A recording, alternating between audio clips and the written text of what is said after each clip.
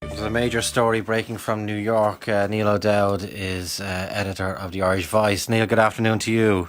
Joe, how are you? What's happening? It's the World Trade Center. World Trade Center. We've had two planes crashed into the World Trade Center. One as little as 18 minutes ago, and it caught live on television here, and absolutely horrendous, Joe. Just people are very scared about what's happened. Was it a terrorist incident? It's just some navigational problem that planes are, been dragged into this, or what's happening? Absolutely unbelievable. So the World Trade Center, for people listening, is it the Twin Towers? It's the Twin Towers. So yeah. people will know it from their image of New York, of Manhattan. Yes, it's right down at the very tip of Manhattan. It was a place where the terrorist bomb went off in the 1990s. If you remember that, with a number of casualties. This will be absolutely catastrophic because the city is.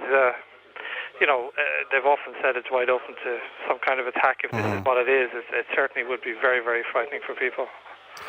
Did it hit the centre of the tower, the top of the tower, or?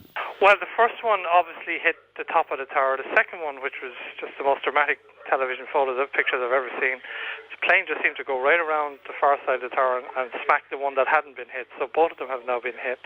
And they're saying that the second one was big enough, or the first one was big enough to be a passenger plane. And that's really scary, some kind of commuter plane.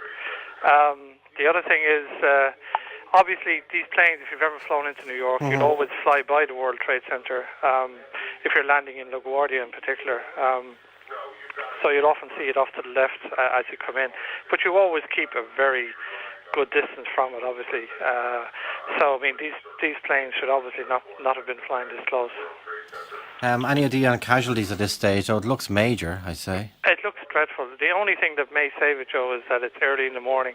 There may not have been as many people. What time is it there now? 10 past 8? It's 10 past 9. 10 past 9. And it happened about a year ago. An hour ago. An hour ago. So at 8:30 a.m. New York time. They may not have had the numbers, certainly not the numbers that they would have had, an hour later, no question about that. So it's... and in terms of location in Manhattan and emergency services, because we now have the Twin Towers on fire, and it is, I'm sure, like something out of a movie. In terms of emergency services, how are they going to? Well, I would say that this is very strange, but the emergency centre for New York is actually in the World Trade Center, so obviously that cannot be used. But I do think that after the bombing of the World Trade Center, they didn't implement an emergency plan that allows a very quick response. And even from my building here, Joe, and I'm up on the Upper East Side, I can see the smoke right across the horizon. I mean, this is unbelievable. Are they the tallest buildings in Manhattan? They are the tallest buildings. They surpassed the Empire State when they were built. Therefore, they're among the tallest buildings in the world. They're among the tallest buildings in the world. I think they're Chicago in the United States. Sears Tower in Chicago is the only taller one. But these are like absolute. It's a bit like the biggest symbol of the night sky in New York is the World Trade Center and the Empire State Building. Those are the two big ones that everybody looks at. But for two planes to crash into it, Neil, is an amazing coincidence, or else is kamikaze, suicide bomber. Well, this is what we're worried about, obviously, but it makes no sense. I mean, the first one you could probably say, because many years ago, Joe, a plane did crash into the Empire State Building back in the 1940s, and it was a pilot who got lost in a heavy fog around Manhattan at the time. But today is absolutely beautiful day. It's clear as a bell.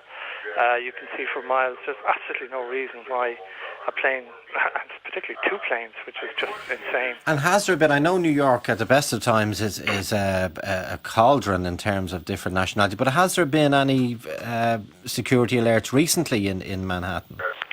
Not particularly. I mean, there's always been a fear, which was obviously resulting from the World Trade Center bombing before, when a lot of these Islamic militants warned that they would take revenge. But I mean, it's way too early to even speculate that they could have been responsible for this. Because people were apprehended for the... Yes, they were. They were put in jail, and there was a lot of threats at the time from Islamic groups. But I would stress that would be very unfair to say that this was something. I mean, listening to the the National Transportation Safety Board people, they are absolutely adamant no plane should have been in this area. It would be hard to imagine if one of the planes was a passenger plane that it would be a kamikaze. But they're saying it was large enough that it looked like a commuter plane. So I just can't imagine what would have happened here, Joe. It's the most incredible thing I think I've ever seen. It's astonishing. It is astonishing. And the fact that it's such a clear day for a passenger plane surely would see. Well, that's Anyone flying over New York would be well used to that skyscape. Yes, absolutely. I mean, it's one of the most breathtaking, but also one of the most familiar landscapes in the world. I mean, you fly down the Hudson River, you take a left at the bottom, not far from the World Trade Center, and you come up the other side of Manhattan and land in LaGuardia. It's a flight anyone from the south or Washington or anywhere like that would take. I've taken it 20 times already this year probably, and every time you stay obviously very, very well clear of the skyscrapers. I've never ever been in the plane that came anywhere within miles of that, but it would just be in the distance all the time. So, and let alone for one plane to crash, for two to crash into, and one into each tower. Yeah, I mean that's no word on casualties at this stage. It's only a few minutes ago. No word on casualties. We're hearing that the president has been informed and that the federal security services, the FBI, and people like that are getting involved. There is a great fear that this was some kind of terrorist incident. Okay. So, I mean, from that point of view, I think that's probably just overwhelming for people in New York. Because there has been a lot of criticism of the Bush government in particular over their support for Israel. Yeah, but there certainly has, and you know, there have been... Or rather, their inactivity as perceived by people in the Middle East. I mean, there have been, you know, a lot of criticisms over the years of whatever American president and the Israeli policy, but you know, it's very early to say that this is connected to this.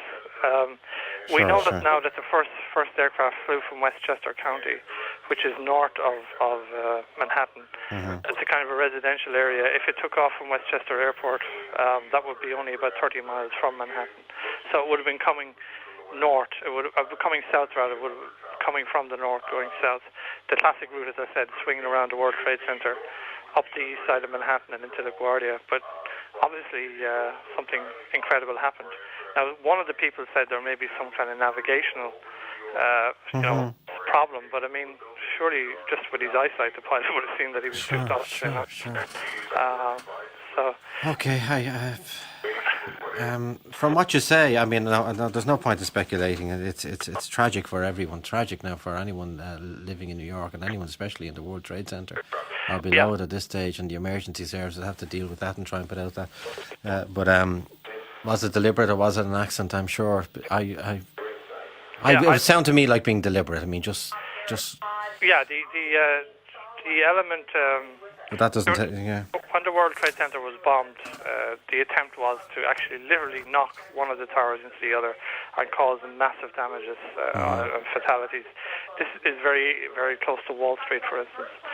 So there may have been an attempt to do that again. This may have been an attempt to knock both World Trade Center towers, which would have caused just horrendous deaths at the time of the last explosion. And who were the group who were the faction that were actually convicted for that first bombing? Do you remember? They were an Islamic group, were they not? I believe they were Islamic Jihad. Yeah, I believe the head guy was a guy from Pakistan, and there was a number of people who they actually are.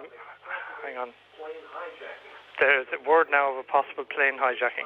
The plane was hijacked before the crashes. Oh, good God. So this is obviously, Joe, a suicide bomber if it was hijacked before the crash. So this is... And is there a suggestion, I know you're picking up there as quick as you can, but is it a suggestion that it was a passenger plane that was hijacked? They're saying, FBI officials are saying that... They haven't determined whether it's a terrorist act, but AP is reporting that the first plane was hijacked. So I mean, I think the Islamic kind of scenario probably moves up the list of possibilities if that is the case. Having said that, I mean, Oklahoma City, everybody was blaming the Islamic fundamentalists, and it turned out to be a white American with a grudge against the gun. So. Okay, Neil. We'll keep in touch with that. I appreciate your call. That's breaking news from New York. The Twin Towers in the World Trade Center, each one individually has been hit by a plane within the last half hour, and both of them are from, I think there are 100 stories, 110 stories high. Both of them are now burning, and the latest report is that the plane was hijacked, and there's speculation whether the act was deliberate or not. It is now 9:20 in the morning in New York, rush hour, so we'll have more, and indeed every programme on RT and way beyond. We'll have more on that as it develops. Niall O'Dowd, thanks indeed. Thanks indeed. Thank you. Okay, bye now. And terrible that you have to bring us such news.